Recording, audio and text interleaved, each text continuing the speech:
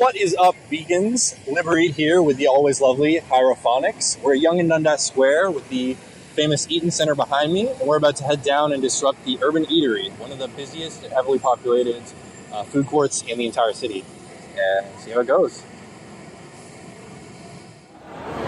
If I could have everyone's attention for just a few minutes, I'd like to take a minute to tell you a bit about some of the food that you're consuming here today. We do not need to consume animal products to survive. We all know that animals can feel pain and suffer. Therefore, it is an unjust act of cruelty to pay for them to be killed.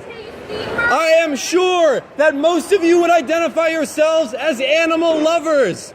You would not harm an animal yourself, and you are unaware of the direct causation between your purchasing habits and the consequences it has on these innocent beings. If you would not slit a pig's throat or drop a baby chick into a macerator like happens every single day in our city, consider the fact that you should not be paying for it. You are literally acting against your own morals and values.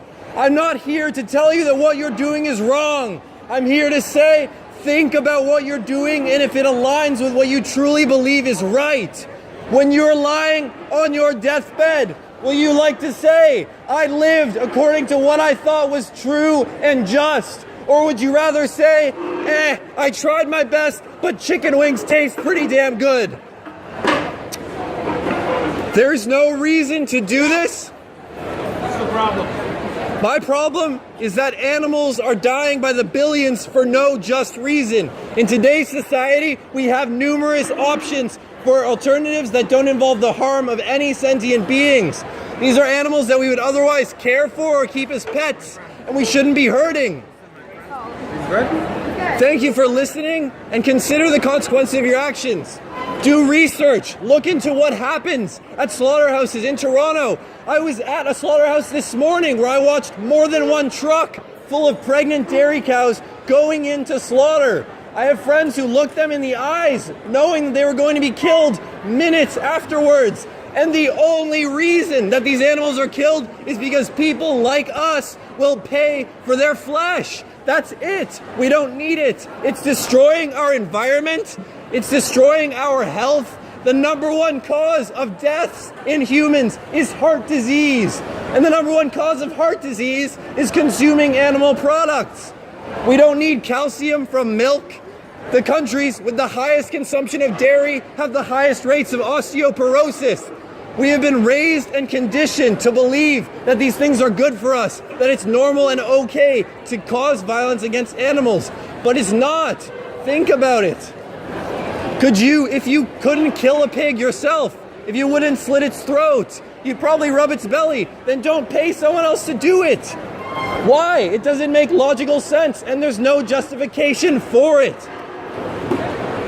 Thank you so much for listening. I really appreciate you taking the time to listen and not interrupt. Consider your actions. Consider the fact that there are lives on your plate. Do you value taste or life? If you value life more, then you need to reevaluate your actions and whether or not they align with who you really are. Thank you so much. God bless. All right, so that was the disruption. Hope you guys enjoyed.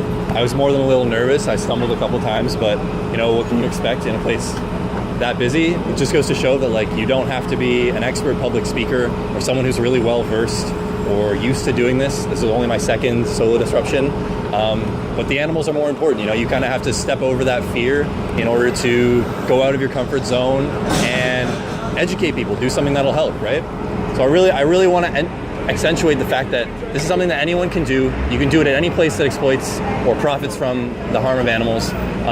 You can film yourself. You can have a friend film you and be there for moral support. It would be an amazing thing to see. We've got a Facebook group, the LiberEat Facebook group, where you can post your disruptions, and then obviously tons of people will see it. Everyone in that group is for solo disruptions or does them themselves. So they're there to motivate you, congratulate you, keep it going forward. I also want to take this opportunity to challenge my two friends, Joanna Nicolitos or Joanna Elizabeth.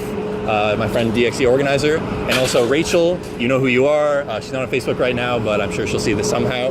Get out, do your own disruption, whether it be dairy, chicken, a general, addressing the general public, fish, whatever it is, seafood. I mean, you can go in front of a lobster tank and do it. Whatever really speaks to you, what's something that you're passionate about, get out there and speak about it, film it and share it. And it will motivate more activists to get out and do things like this. Even if it's not a solo disruption, maybe it's a speak out, maybe it's just holding a sign at a DXE event. If they see people aren't afraid to do this, it opens up so much more for them. And that's what we're trying to do here today. Thank you so much for watching, guys. Really appreciate it.